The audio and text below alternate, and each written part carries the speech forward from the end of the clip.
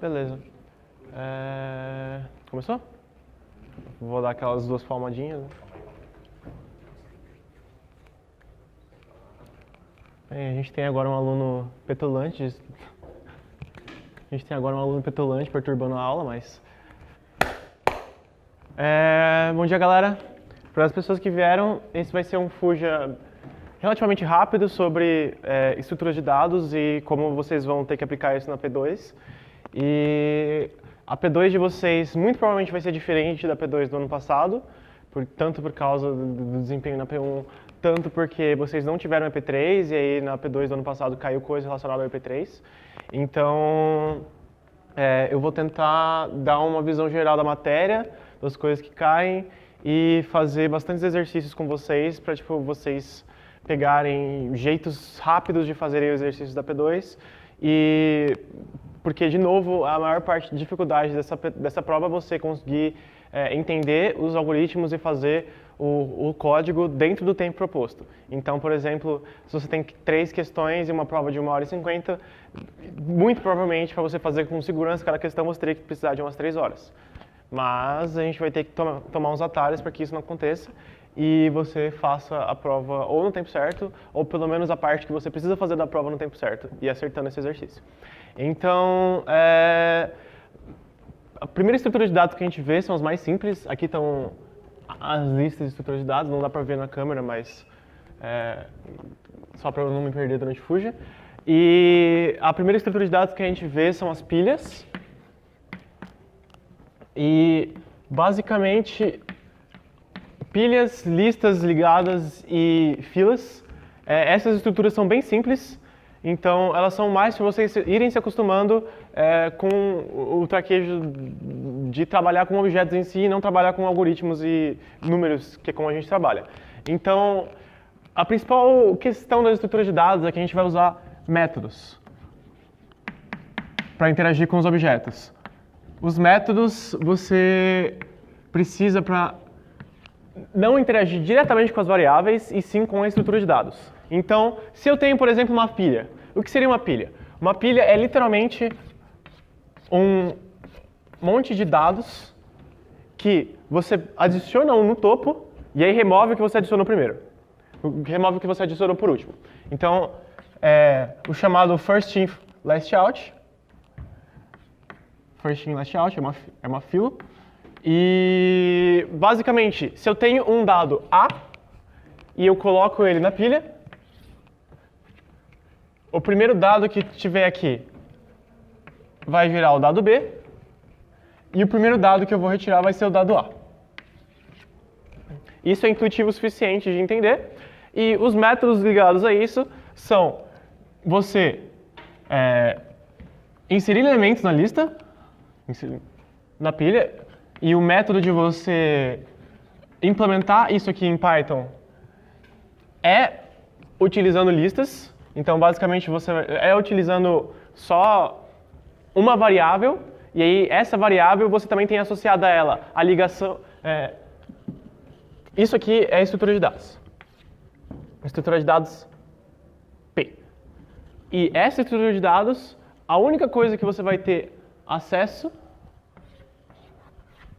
é como se você tivesse, por exemplo, uma lista A aqui de coisas, e aí a pilha você vai conter A0. Ou, sei lá, como em Python é mais fácil de você adicionar pelo último elemento e não pelo primeiro, então você vai ter acesso a A-1. Então, você tem essa pilha, e nesta pilha está armazenado todos os seus elementos, e você tem acesso só ao primeiro elemento. Os métodos que você tem associados a isso são os de inserir elemento, buscar por elemento,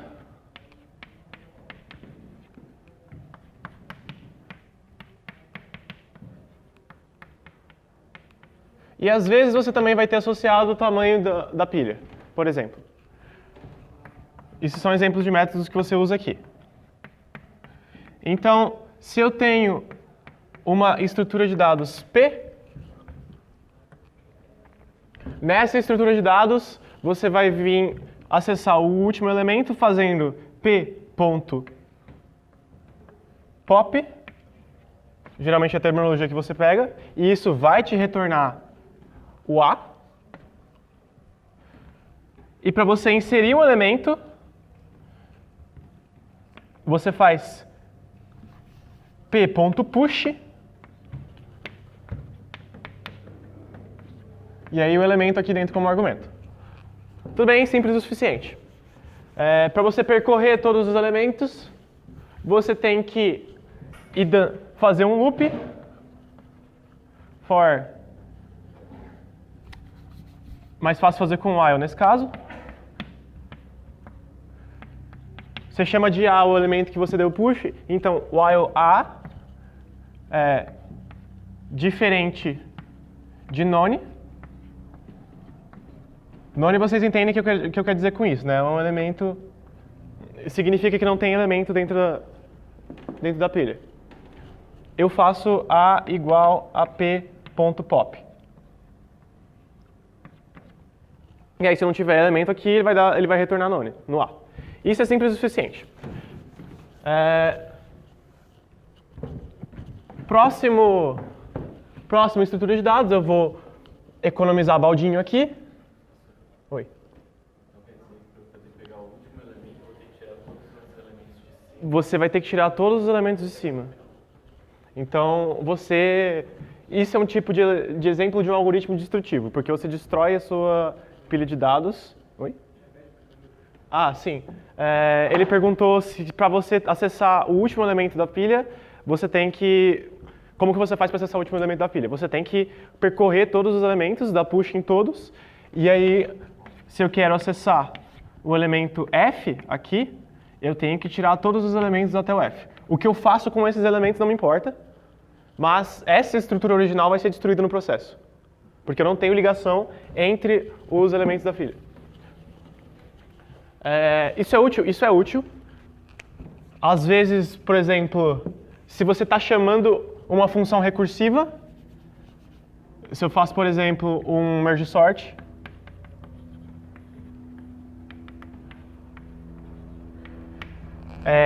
cada chamada no merge sort vai adicionar mais merge sorts. Então eu tenho uma pilha que eu chamo de stack, e aí cada chamada do merge sort que eu coloco aqui, eu vou adicionar nessa pilha. Então, eu tenho a primeira recursão que eu vou colocar aqui, a segunda recursão que eu vou colocar aqui, e a terceira recursão que eu vou colocar aqui.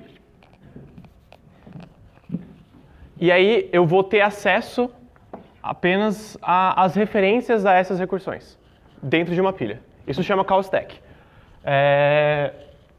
Próximo elemento, eu tenho uma fila. Então, se eu tenho numa pilha aqui first in, last out, numa fila eu vou ter first in, first out. Eu coloco um elemento A aqui,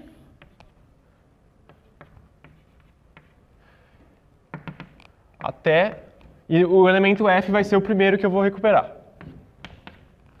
Os métodos vão ser exatamente os mesmos.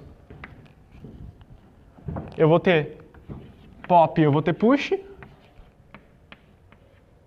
A diferença é que o pop vai retornar o F.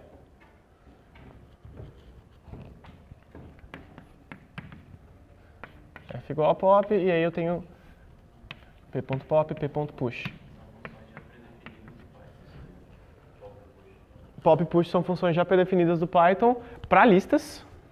Você pode fazer isso, mas no nosso caso a gente não vai usar funções pré-definidas do Python. O enunciado vai te dar as funções que você tem que usar. Então, por exemplo, ele vai falar, seja pilha uma estrutura de dados com métodos pop e push,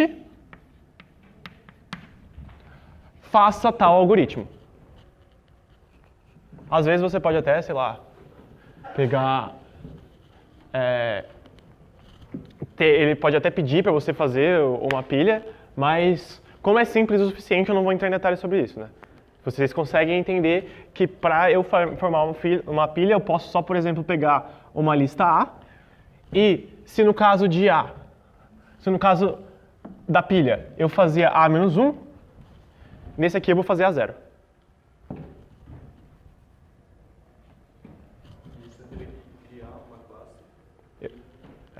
Durante a prova, geralmente não. Ele perguntou se eu teria que criar uma classe. Durante a prova, não. Muito provavelmente você já faz o exercício, mas no caso de uma filha e uma pilha, que são coisas simples, eu não sei, talvez ele possa pedir. Tipo, é bom você saber como você implementaria. Mas, por exemplo, você faria def pilha, igual vocês fizeram no EP para criar o grafo. Def pilha, e aí dentro da pilha eu teria def push, cujo argumento é self, e um valor v. E aí, por exemplo, aqui eu ia criar uma lista vazia aqui, né? A igual a uma lista vazia. E aí, p self a. Na verdade, nem precisa disso, né? Eu faria a.append b.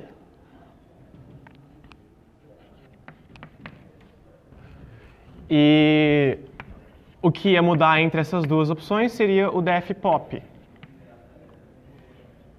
Então, o pop, no caso de uma fila, ia me dar o A-1, def pop que ele ia retornar, né? Return. A-1, no caso de uma pilha, e return A0. Só que vocês têm que lembrar de deletar, né? Então, antes de dar o return, você tem que fazer, por exemplo, v é igual a isso, ou v é igual a isso. E aí eu ia dar del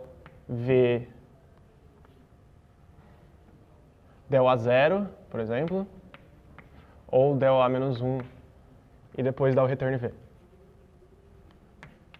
Mas, enfim, isso são especificidades de cada exercício. Se precisar, vocês podem dar uma olhada no próprio Python.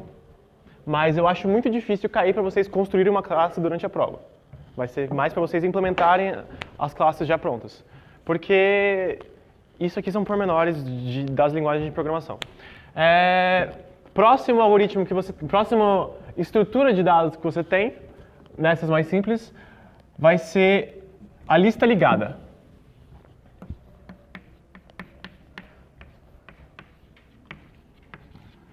Isso definitivamente cai.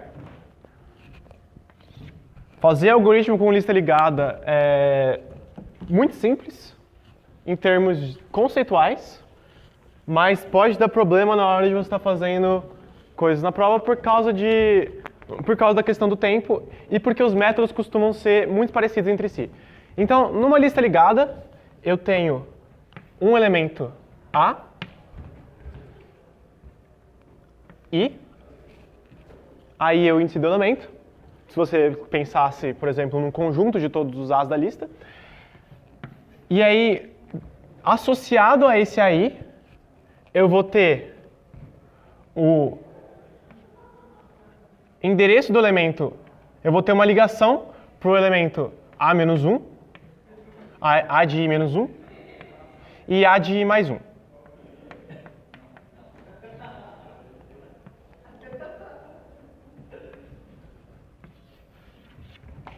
Mas o que são esses elementos? De novo, eles podem ser qualquer coisa. E nesse caso, eu estou tratando mais de como eu vou chegar em um elemento e outro, e não como que eu vou... E não quais os pormenores da implementação dessa lista. Tipo, como que eu faço algoritmos com listas ligadas, e não como que eu faço uma lista ligada. Então, por exemplo, eu tenho a de I-1 e a de I mais 1. É isso que eu tenho para trabalhar. Como eu percorro todos os elementos? Digamos que a lista ligada seja LL, e aí eu vou ter os métodos associados a ela. Métodos comuns para uma lista ligada. Você pegar e ter ll.head. Head é o primeiro elemento da lista LL. Isso aqui vai me retornar, se eu faço ll.head,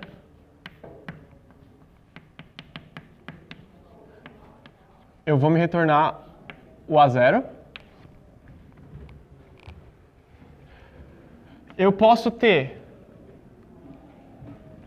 um elemento desta lista, e esse elemento desta lista eu vou fazer mais dois métodos, que é o método A e o método anterior e o método posterior.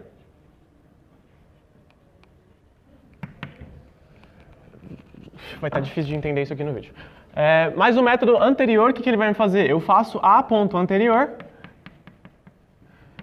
eu acesso o item anterior a A. E eu faço A.posterior, eu acesso o item posterior a A. Então, por exemplo, eu tenho o A0. Se eu fizer A.posterior, o que ele vai me retornar? A1. A.posterior vai me retornar A1. E esse A1 vai ter uma outra ligação, então eu posso ainda fazer A.posterior e A1.posterior a A1.anterior. E A0.anterior vai me retornar o quê?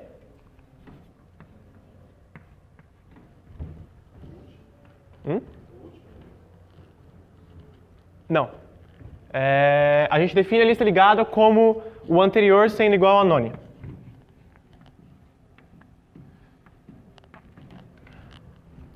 Então, eu não tenho ligação com A0.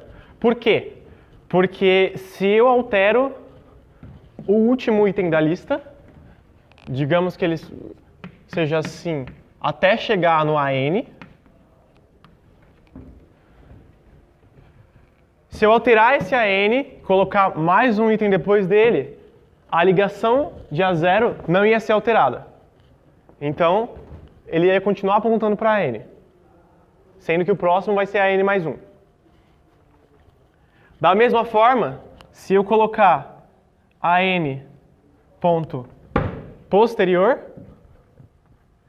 ele também me retorna none.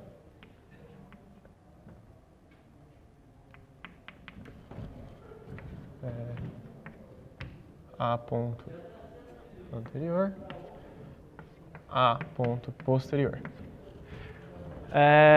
Pelo mesmo problema de você colocar A0 e AN aqui. De novo, é só a fórmula como a gente define. Dava para resolver esse problema se você percorresse a lista para fazer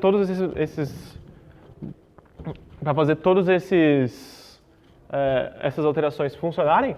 Só que não é mais útil para a gente deixar a lista ligada desse jeito e criar métodos mais simples. Então, se eu estou no AN, como que eu crio um AN mais 1? Se eu pegar esse AN e eu quero adicionar um elemento a essa lista ligada, o jeito mais fácil de fazer se você não tem uma lista ligada com tamanho definido, você pega AN ponto P e isso aqui, quer dizer, AN.posterior, tá certo? AN.P e isso aqui você vai associar a uma outra variável do tipo lista ligada. Então, se eu faço AN.P A0, eu estou ligando a lista ligada aqui.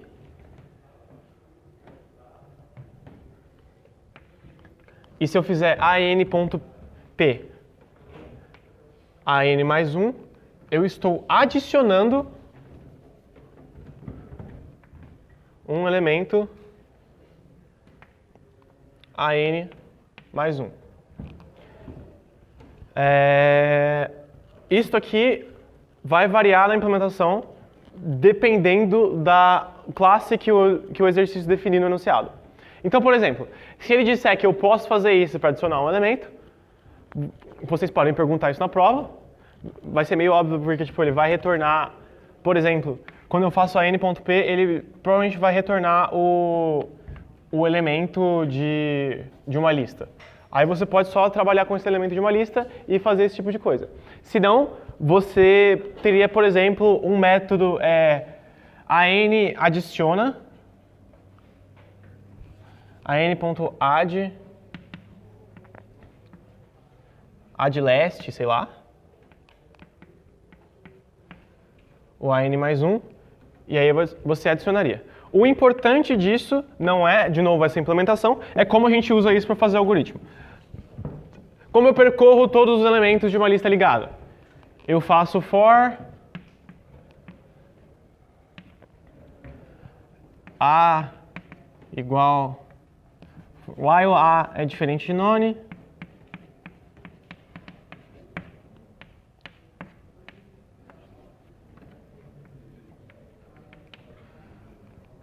while a é diferente de none, eu faço a igual a a.p.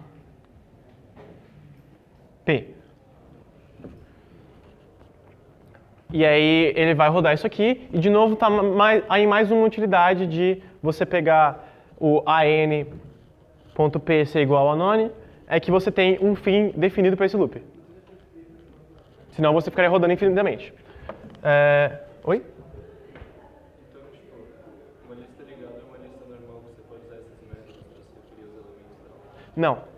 Você não pode acessar, você não tem livre acesso a todos os elementos de uma lista ligada. Então, por exemplo, se eu quiser chegar... Ele perguntou se uma lista ligada é só uma lista normal de Python em que eu tenho... que eu posso usar esses métodos. Se eu pegar uma lista ligada e eu quiser acessar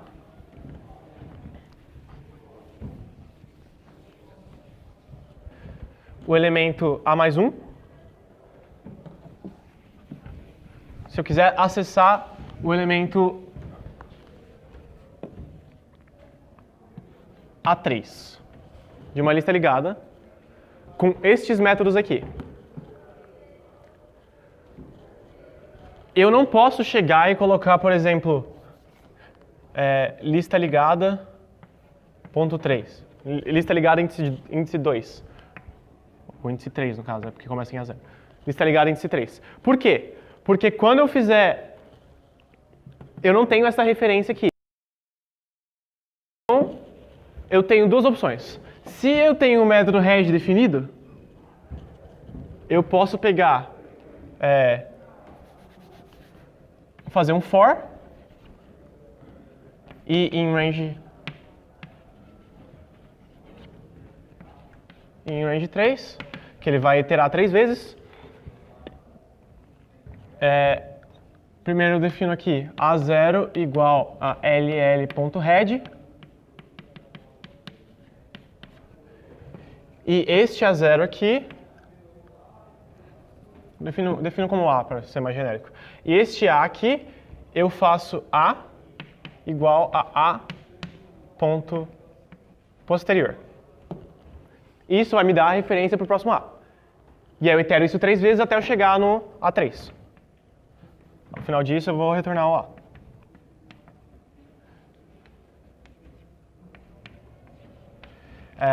Não é a forma que Python implementa uma lista, por exemplo. Isso aqui é bem lento para você acessar elemento.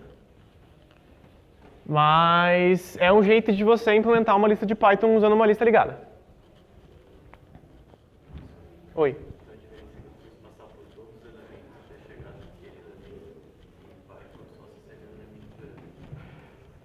Sim, depende de qual referência da lista ligada você tem. Então, se eu tenho, por exemplo, um método que me retorna a cabeça, assim, iterar tipo, por todos até chegar no índice que você quiser. Se eu tivesse, por exemplo, só a referência ao elemento do meio, eu teria que descobrir qual que é o índice do elemento do meio. E aí, para descobrir qual que é o índice do elemento do meio, provavelmente também teria o tamanho da lista. E aí eu ia continuar iterando.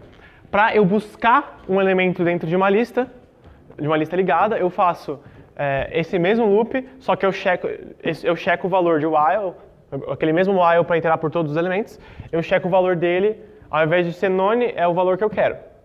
E aí eu posso adicionar um contador para isso também, para eu ter qual o tamanho da lista até ali. Então, qual seria o índice verdadeiro desse item. De novo, o foco disso é você implementar o algoritmo com isso. Então, o exercício da prova vai definir uma coisa que você tem que fazer usando listas ligadas. Por exemplo, como eu tiro todos os pares de uma lista ligada, por exemplo, e aí você vai implementar um algoritmo disso. Você vai simplesmente pegar e mudar essas referências de cada um. Então, por exemplo, se eu tenho uma lista ligada que ela tem elementos de 2 a 4, colocado setinhas duplas porque você pode ir de um para o outro, né? 3 e 4.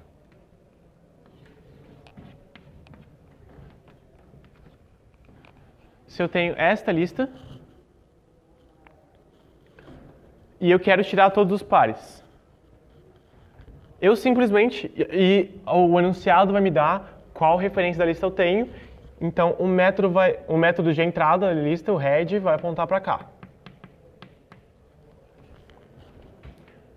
Como a lista é ligada, como eu removo todos os pares? Eu simplesmente itero pelos ímpares. Se eu tenho... Tá, esse exemplo é interessante, vou fazer. Os métodos que eu tenho são o head, o anterior e o posterior. Eu tenho uma lista ligada, ela aponta para o head, e aí eu quero remover os pares.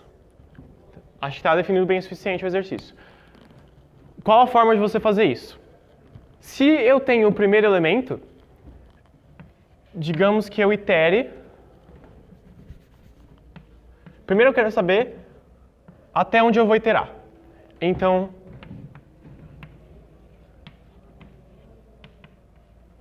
o método posterior aqui vai me retornar none quando eu estou no final da lista. Se eu tenho todos esses elementos aqui, primeiro eu preciso iterar por todos os elementos para descobrir qual que é o par e qual que é o ímpar. Então, eu vou definir uma variável a, aqui, igual a um valor diferente de none. Então, a igual a 0, while a é diferente de none.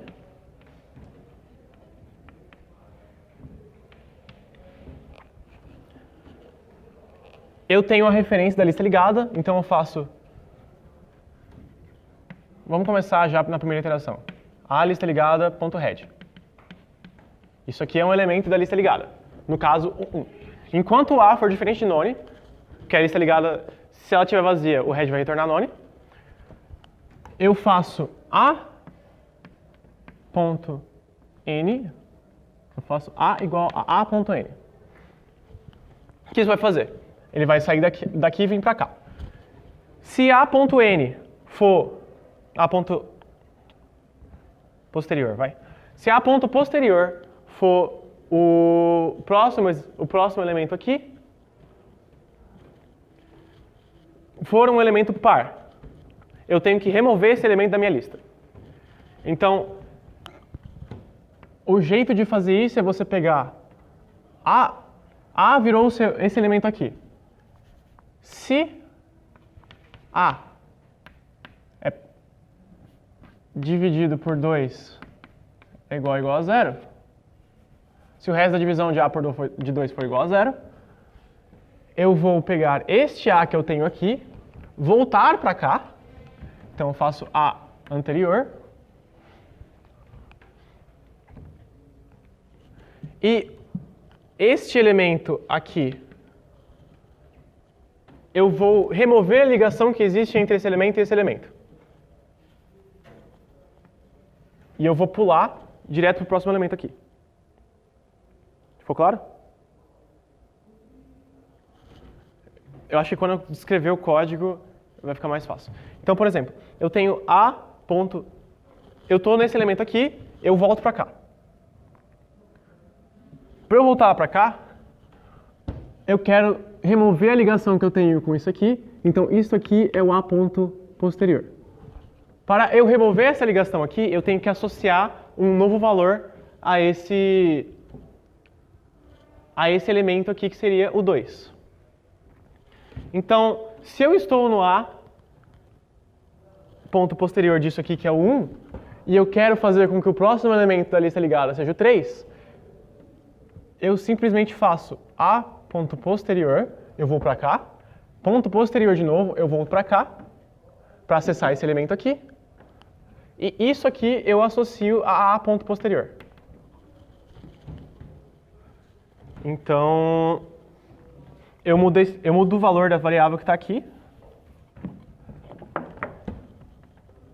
Posterior igual a ponto posterior, ponto posterior. Porque eu posso fazer métodos retornando em cima do que os métodos retornam aqui. Tipo, eu posso encadear esses métodos de forma infinitamente até chegar no final da lista. E aí, quando eu faço esse A ponto posterior duas vezes, eu acesso esse item 3 aqui. Ao acessar esse item 3, eu simplesmente tenho que igualar o próximo item aqui a esse item 3. Ficou muito confuso? Sim. Eu perguntei se ficou muito confuso. Beleza, liguei essa lista aqui, e aí eu faço isso infinitamente até chegar no final da lista. Acho que eu perdi tempo demais nisso. Tudo bem.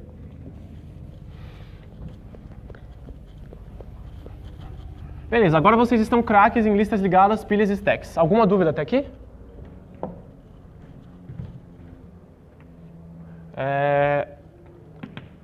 Vamos para árvores.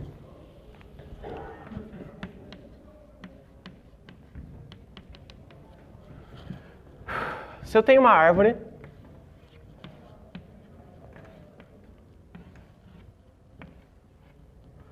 tem os elementos A, B e C. Isso aqui é tipo uma lista ligada, só que eu não tenho a referência ao anterior sempre, e os métodos que eu tenho são referências aos filhos. Então, se eu tenho A ponto esquerdo, eu vou acessar B, e se eu tenho A ponto direito, eu vou acessar C. Então, os métodos que eu defino são filho da esquerda e filho da direita. Isso para uma árvore binária. Existem N tipos de árvores, mas as mais interessantes para nós, porque a gente está programando, são árvores binárias. Porque você pode separar isso aqui em duas recursões. Sempre. Então, todos os algoritmos vão ser baseados em você considerar esta estrutura básica de árvore, e aí você repetir ela para os vizinhos. Outro método que eu tenho é se eu tenho um filho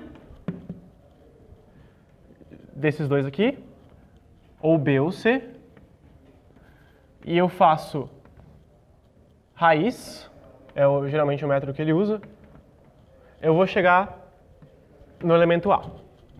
E esse elemento A também vai ter ligações. Se eu faço A ponto raiz, que é para eu acessar o elemento que é pai de A, o que eu vou obter? None.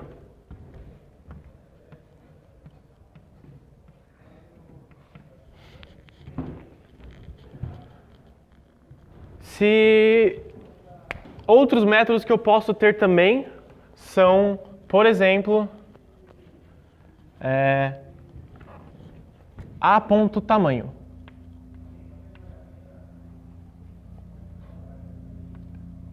Vou escrever A.H porque eu não usei isso ainda. H é igual à altura de A, height.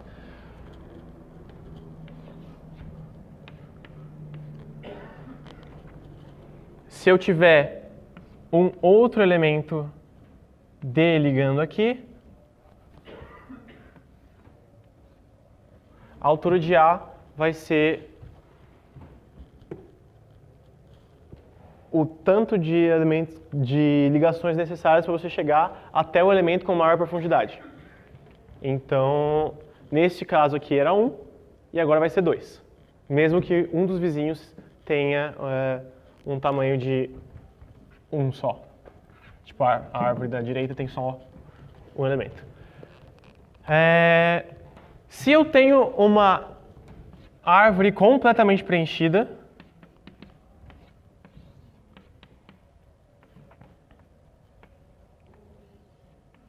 D, E, F, G. Qual o tamanho retornado por AH no pior caso, quer dizer, no melhor caso, que é uma árvore completamente preenchida, qual o tamanho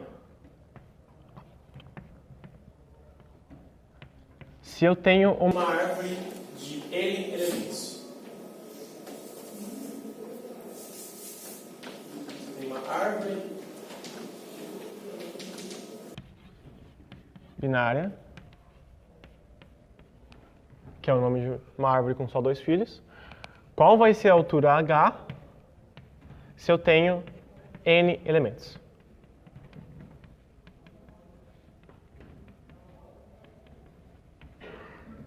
No melhor caso.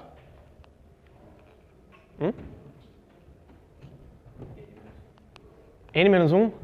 A altura? Por que N-1?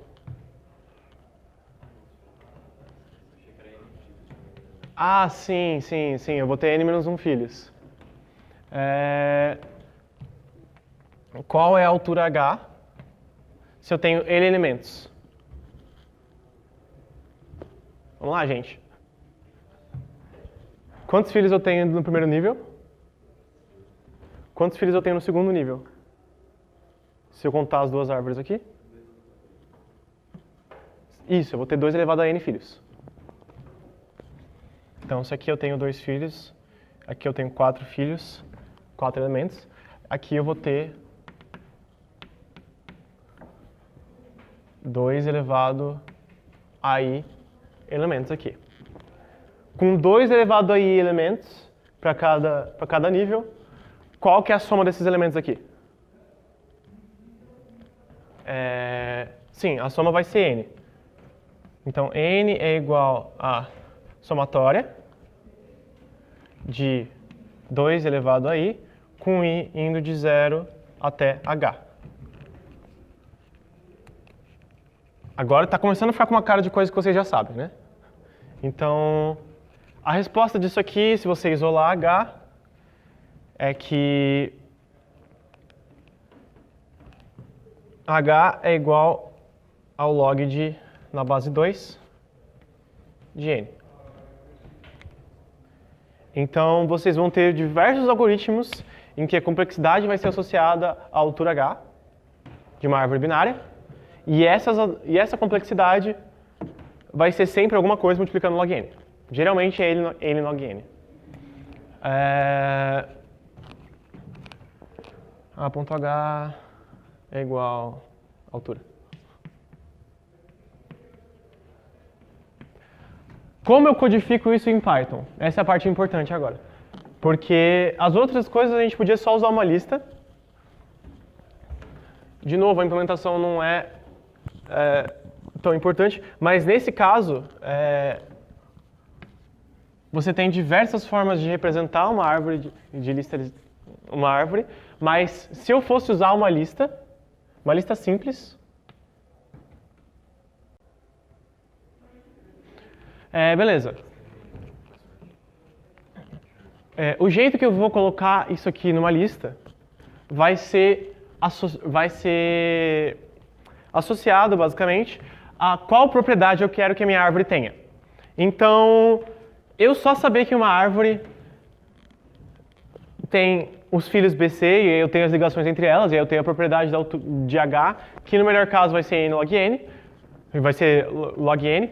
Qual é a utilidade disso e qual propriedade a mais eu tenho que ter para que eu consiga usar isso aqui em outros algoritmos. Isso aqui vai ser dado do enunciado. Então, por exemplo, se eu tenho uma relação entre A e os filhos de A, então B e C, você vai ter tipos de árvores específicas e algoritmos específicos que você pode fazer com esses tipos de árvore. Então, por exemplo, se eu tenho uma árvore em que eu estabeleço como condição que tanto B quanto C vão ser menor do que A. Isso é um tipo de árvore interessante? O nome disso é heap. Isso é um tipo de árvore interessante? Não sei. Vamos ver, tentar montar uma árvore e ver como que ela ia se parecer. Então, se eu tenho, por exemplo, os itens de uma lista 1, 2, 3, e eu fosse guardar esses itens numa árvore, no caso, esta árvore aqui, com esta condição de que tanto B quanto C são menores ou iguais a A, qual propriedade que esta árvore teria depois, como um todo? Primeira coisa, agora vai? Sim, eu vou mais rápido. Eu esqueci de definir um método aqui na árvore, mas essa árvore aqui, se eu pegar a árvore como um todo, eu consigo chegar de qualquer elemento na raiz dele. Então, árvore.head vai me dar o primeiro elemento da árvore como um todo. Se eu chamar esse único elemento, eu já sei qual que é o maior elemento de toda uma lista que eu tenho. E se eu colocar uma regra, por exemplo, de que o elemento da esquerda é sempre menor que o elemento da direita, que o elemento da direita é sempre menor que o elemento da esquerda, então B é menor ou igual a A, B é menor ou igual a C é menor ou igual a B, eu vou chegar que se eu seguir o caminho da esquerda, eu vou ter sempre o menor elemento disso. Se eu tenho maior aqui e menor aqui. Então, isso aqui é uma árvore útil, heap, e com ela, por exemplo, eu consigo fazer um algoritmo de ordenação. Pode falar. A variável da árvore vai chamar A? Sim, eu posso fazer uma variável chamar A, por exemplo. Ou eu posso fazer a lista... Eu posso tanto ter, tipo, uma cadeia de dados que eu chamo de árvore. Geralmente é o que vai acontecer. Tipo, eu vou ter... Isso aqui vai ser um objeto, e este objeto eu consigo pegar a referência dele ao primeiro elemento, 3, por meio de objeto árvore.head. Não é porque eu tinha confundido, você tinha chamado o primeiro elemento já. Ah, sim. Falha minha.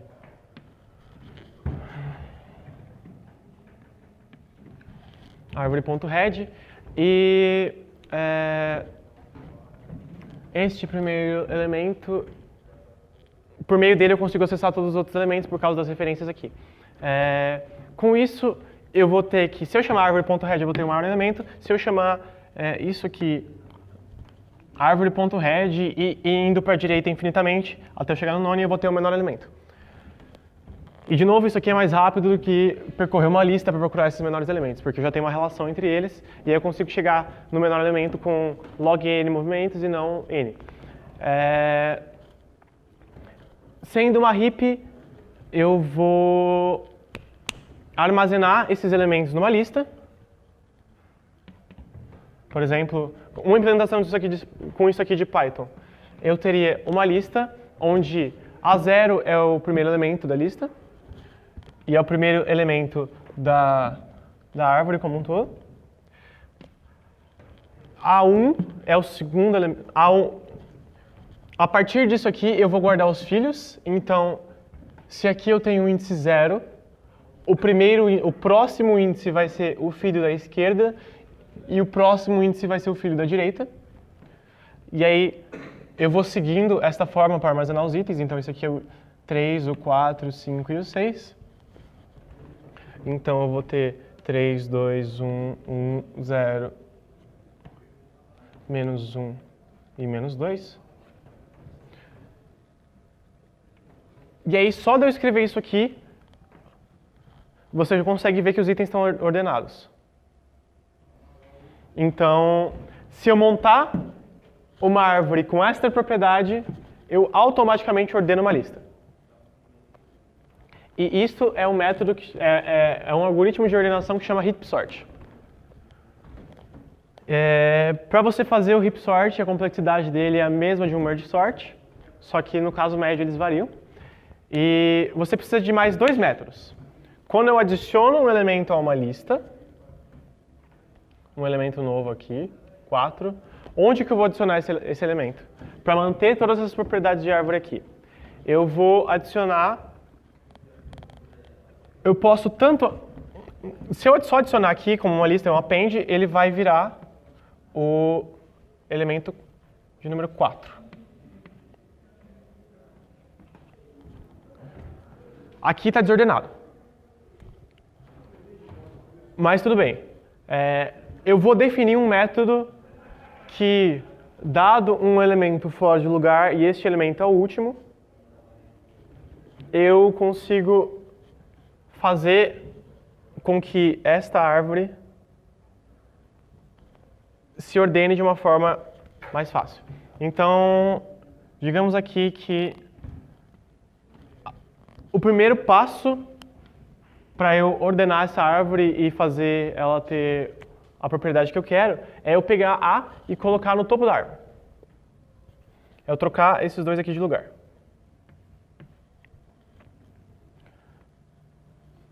Quatro e 3. Ou seja, eu vou pegar A e eu vou identificar qual subárvore ele vai encabeçar. Então, por exemplo, se eu tenho esse 4 aqui, se eu tenho esse 3 aqui agora, e eu quero colocar ele em outra posição porque ele está errado. Eu vou comparar ele com os filhos do primeiro elemento aqui, porque o primeiro elemento é maior do que 3. Então, tento colocar 3 aqui, percebo que ele é menor do que isso. Onde eu vou colocar ele aqui? Eu vou comparar com o filho da esquerda primeiro e depois com o filho da direita. O filho da esquerda não vai funcionar. O filho da direita é menor do que A, os dois se qualificam, mas como eu tento a esquerda primeiro, eu vejo que 3 é maior que 2, e aí 3 vai entrar aqui. Aí eu pego esse 3, tá trocado de lugar com 2, e eu faço a mesma coisa para os filhos embaixo de 3. Tipo, eu venho, jogo ele, tento jogar o 2 de novo para cá, vejo que é maior. Vou para cá. Esse aqui é maior, passo para cá. Troco de lugar aqui. E aí eu faço isso sucessivamente até que o último elemento que esteja aqui seja o elemento correto.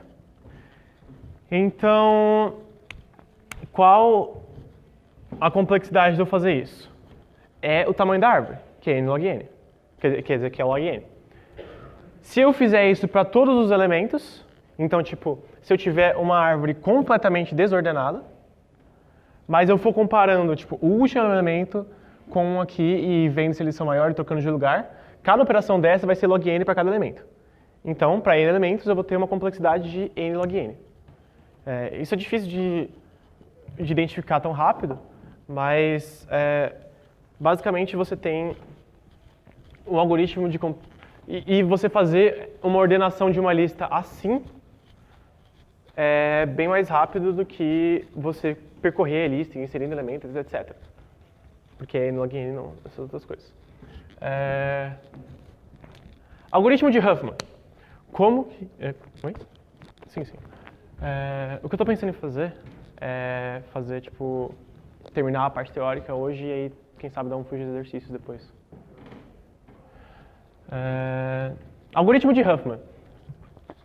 Se eu tenho uma árvore e eu posso usar ela para encadear coisas. Vamos pensar em um jeito de eu ter palavras. Então, se eu pegar, por exemplo, uma string A, B, C, D, E, e eu fazer referências para elas baseado num número de ocorrências. Eu tenho A, B, C. Qual seria o tamanho de uma string, de uma cadeia de bits necessários para eu guardar essa string? Cada A, eu estou definindo tudo isso para poder explicar o algoritmo de Huffman porque é mais fácil. Cada A, eu vou ter um código associado. Em ASCII, o que vocês já viram isso são 4 bits. Então, A vai ser igual a 0000, por exemplo. O número de bits necessários para eu armazenar essa string aqui é 4 vezes o número de letras nessa string. Isso é fácil de ver, né? Tipo, se eu preciso de 4 bits para armazenar cada coisa, o número de bits necessário para armazenar tudo é 4 vezes o número de coisas que eu tenho. Mas eu acho isso aqui ineficiente. Como que eu armazeno isso de um jeito que cada elemento ocupe menos espaço? Eu posso, por exemplo, pegar uma árvore e para cada elemento desta árvore eu colocar uma das letras que eu tenho. Então, A, B, C, D, E. Se eu armazenar dessa forma, fazendo com que, ao invés do número de bits ser tipo uma cadeia em binário que vai ter todo o alfabeto, o número de bits indicar quais movimentos eu tenho que fazer nessa árvore para eu acessar o próximo elemento, eu vou ter uma forma mais eficiente de guardar esses dados. De que forma? Se eu usar, por exemplo, eu indicar aqui. Aqui eu vou usar um bit só para indicar que tipo, é o primeiro elemento. Aqui eu vou usar um bit para indicar se eu for para a esquerda ou para a direita. E aqui também eu vou usar um bit para indicar se eu for para a esquerda ou para a direita. Eu consigo armazenar 8 elementos diferentes se eu usar uma árvore binária, só com 3 bits apenas. Então, se minha cadeia de caracteres tiver menos de 8 elementos, eu posso armazenar todos eles com 3 elementos. Mas, por exemplo, se ela tiver mais, se ela tiver tipo 16 caracteres, eu vou ter que usar mais um bit, e aí já está igual. Se eu tiver que colocar mais um elemento além disso, eu já vou ter passado do tanto de bits que eu usava originalmente, e isso aqui não está sendo útil. Então, vamos encadear isso aqui de uma forma que a maior frequência, o elemento que apareça com mais frequência, se utilize menos bits. Então, por exemplo, no caso, eu tenho 3 vezes a letra A. 3 vezes a letra A é a letra com mais referências dentro dessa cadeia de caracteres aqui. Então, eu vou colocar a letra A como sendo o meu primeiro elemento. Qual que é a referência, vai ser o código de A? A, nesse caso, vai ser 0. Um bit só. O código de B vai ser 0, 0, porque eu vou para a esquerda. Então, B vai usar 2 bits, C vai usar 2 bits também. Assim por diante. Se eu fizer isso dessa forma, eu vou ocupar menos espaço e, mais do que isso, eu vou precisar de menos complexidade computacional para acessar cada um desses, partindo do A. Mas para isso eu vou precisar aprender a codificar isso aqui. Eu vou precisar aprender a decodificar isso aqui. Decodificar isso aqui, depois que eu tenho, por exemplo, 0, 0, 0, 0, 0, C, aqui é 0, 1, D é 1, 1, por exemplo, e E, digamos que é 1, 1, 1. eu tenho só uma string de caracteres e eu não consigo diferenciar, por exemplo, se isso aqui é A, se isso aqui é B e se isso aqui é alguma outra variável, todos esses três em conjunto. Digamos que eu coloque um separador aqui, um ponto e vírgula.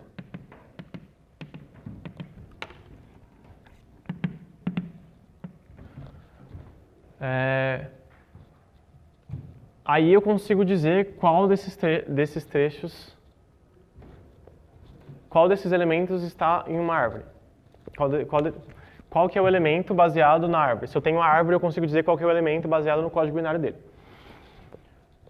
Como que isso é útil? Por exemplo, se eu tenho, ao invés de letras aqui, palavras, aí o código já vai dar uma compressão gigantesca. E isso é uma das formas que a gente faz compressão de dados. Onde que eu quero chegar nisso aqui? O algoritmo de Huffman é uma forma de eu tanto comprimir dados utilizando árvores, acessar dados tendo uma coisa binária e desencadear dados tendo codificar isso aqui em binário e descodificar isso aqui de volta para o texto que eu quero. Você faz isso montando a árvore, onde o primeiro elemento é o que tem maior frequência, e os outros dois, a partir daí, são os que têm menor frequência, até chegar no último elemento, que é o que tem menor frequência mesmo, e ele vai precisar de mais espaço de armazenamento do que o original. Caramba, tô cansado. Eu não vou entrar no específico desse negócio porque eu não estou com tempo. E, em vez disso, vamos passar para a última estrutura de dados. E aí, se der tempo, eu vejo um ou outro exercício com vocês. Se não tiver, eu vejo o que eu faço, eu mando um resumo no grupo. Se eu faço outro Fuja depois disso, dependente. Hash table.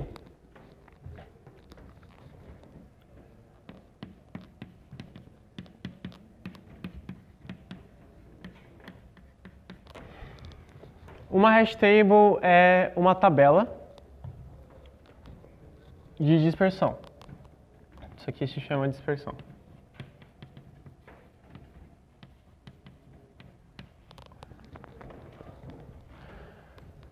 Se eu tenho uma lista de elementos A,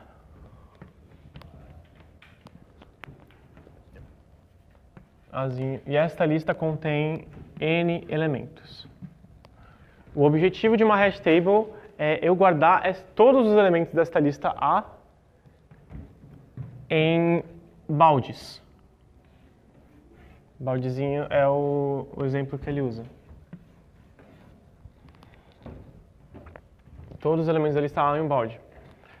Sendo que esses baldes, o número de baldes que eu tenho vai ser menor do que N.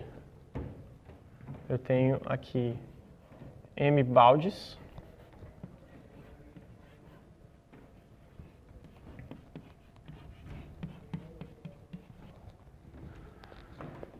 E desses M baldes, eu vou ter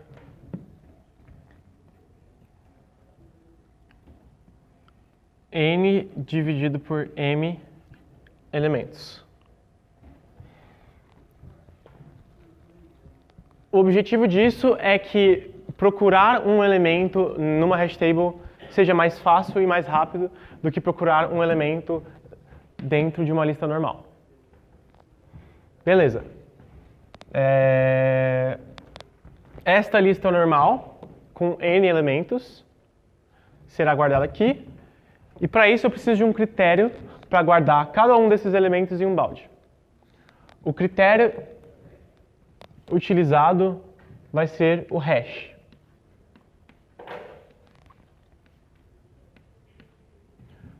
Ou seja, isso aqui é como eu guardo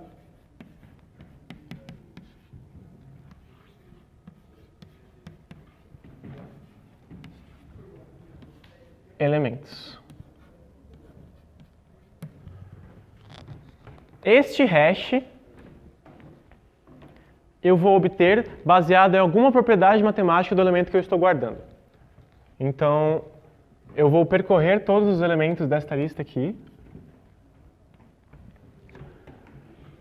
cada um desses elementos vai me retornar um hash nesta hash table. E este hash vai me dar acesso a uma sublista com todos os outros elementos, com todos os elementos que pertencem a este balde. Então, o método associado a uma hash table é: se eu tenho uma hash table, vou chamar de HT.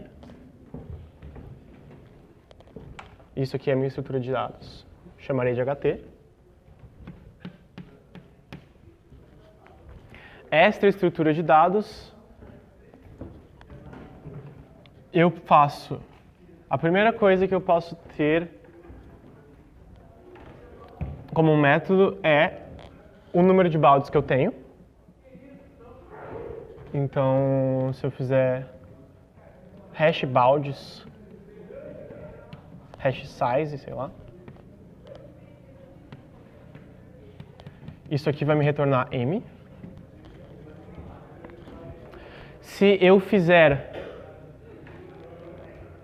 hash table ponto add para adicionar um elemento,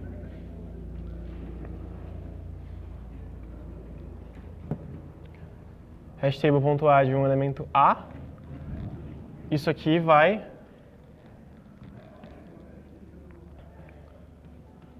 guardar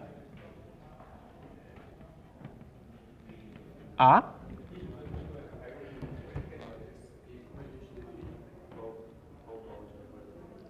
Esse é o último elemento que eu vou falar, o último método que eu vou falar agora. Eu faço hash table.hash de A. O que o método hash faz? Se você entender esse método, você entende toda a hash table. Ele vai me dar uma chave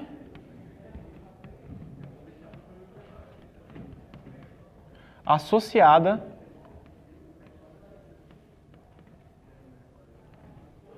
a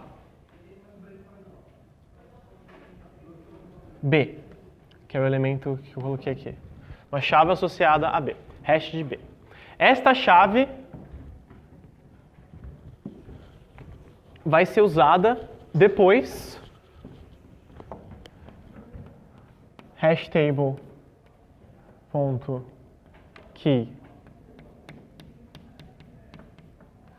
de um determinado hash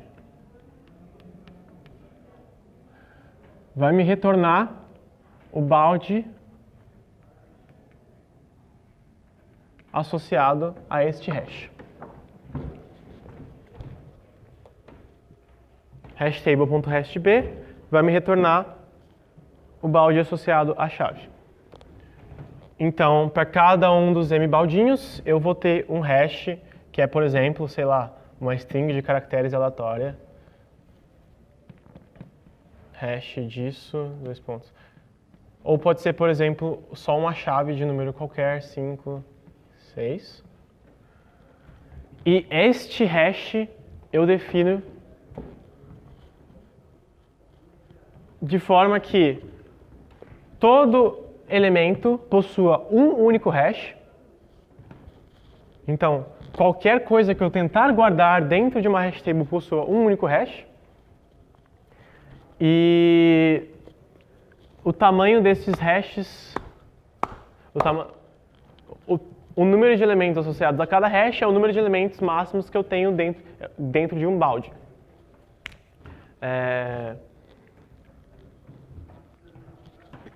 Entendeu? Pode ter um balde vazio. Não. Os baldes não têm tamanho definido. Você pode definir um tamanho máximo, mas não é esse o propósito de uma hash table. Eu estou tentando fazer com que vocês abstraiam primeiro o que é o hash, só entendam ele como um índice de uma lista, e essa lista vai ser uma lista de listas.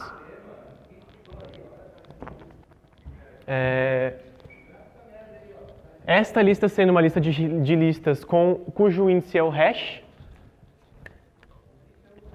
você vai ter uma sublista com números com a mesma propriedade matemática que de B. Então, por exemplo, se eu faço hashtable.hash de B,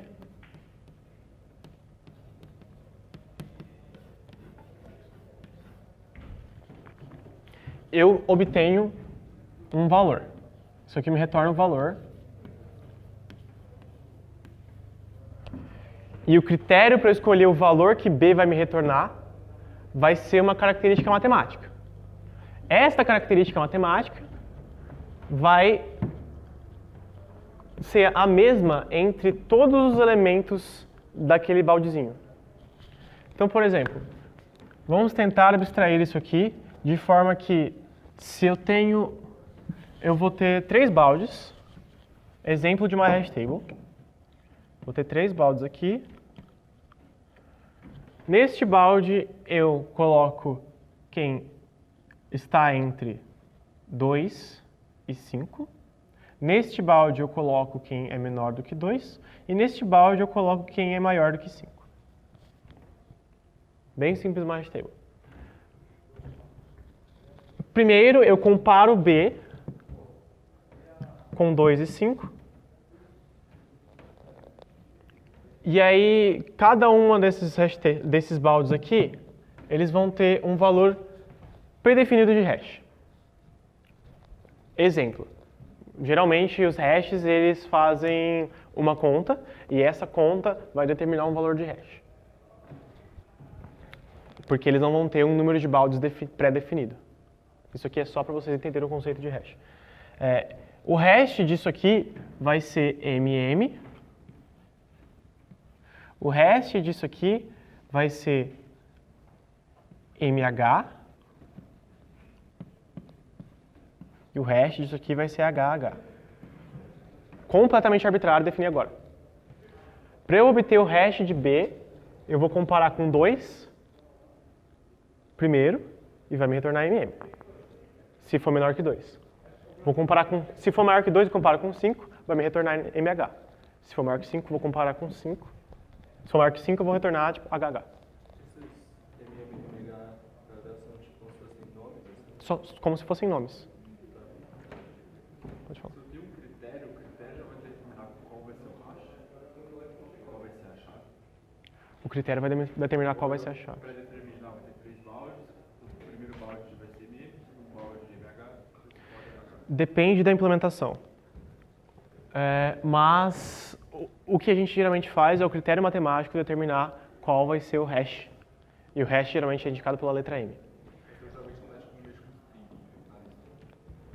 Não. Vocês entenderam o conceito de hash, né? Tipo, eu só associo isso aqui. O que eu vou ter, geralmente, com uma hash table, eu tenho A. Ele perguntou qual tipo de variável que eu mexo com isso aqui. Eu geralmente mexo com números. Primeiro, porque eu quero relações matemáticas entre os itens. Segundo, como que eu codifico isso aqui dentro de Python? Eu pego uma única lista de tamanho pré-definido,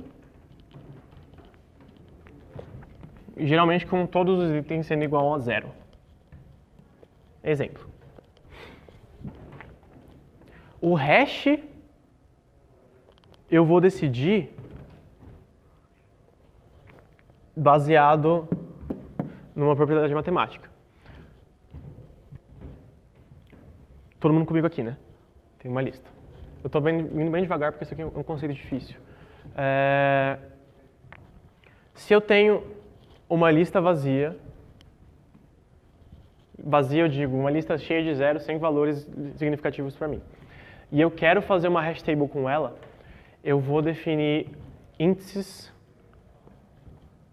dentro desta lista.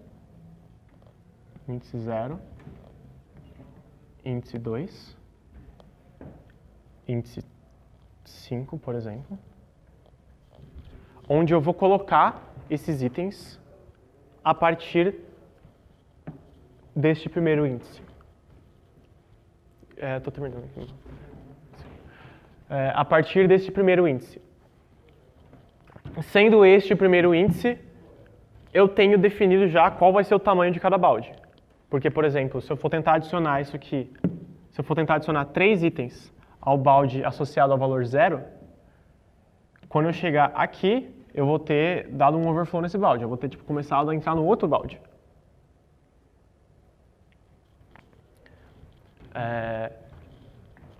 Cada um desses valores aqui é o valor do meu hash. Então, o índice é o valor do hash. Então, nesse caso, se aqui for o balde do menor que 2, meu MM vai ser igual a 0. Se aqui for o balde do meu entre 2 e 5, meu MH vai ser igual a 2. Se aqui for o balde do maior que 5, meu MH vai ser igual a 5. E aí, para adicionar o elemento A até dentro desta lista, dentro desta hash table, eu vou primeiro acessar o valor associado ao hash, verificar se ele está vazio ou contendo um 0. Não estando vazio, eu vou percorrer esta lista ou até eu encontrar o item associado ao próximo hash, ou até eu encontrar um 0, e neste 0 eu vou colocar o próximo item. É assim que eu retorno sublistas para trabalhar com hash tables. Este M possui umas propriedades matemáticas, e o tamanho do balde também vai ser relacionado ao tamanho desta lista aqui, e a posição de cada um desses elementos.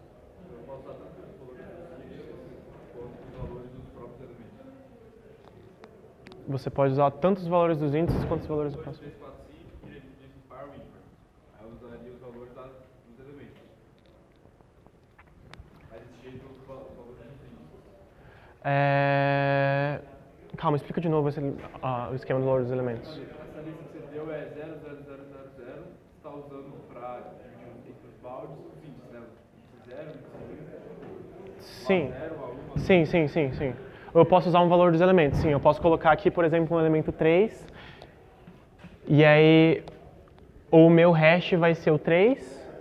E aí eu posso percorrer essa lista para encontrar o 3 e definir o próximo balde a partir daqui. Posso fazer isso. O último elemento dele seria 4. Oi? O último elemento dele seria índice 4. Sim, aqui seria índice 4, mas foi só um exemplo explicativo. No caso seria maior. Não, tá terminando aqui só. Pode começar. Pode entrar, já terminou.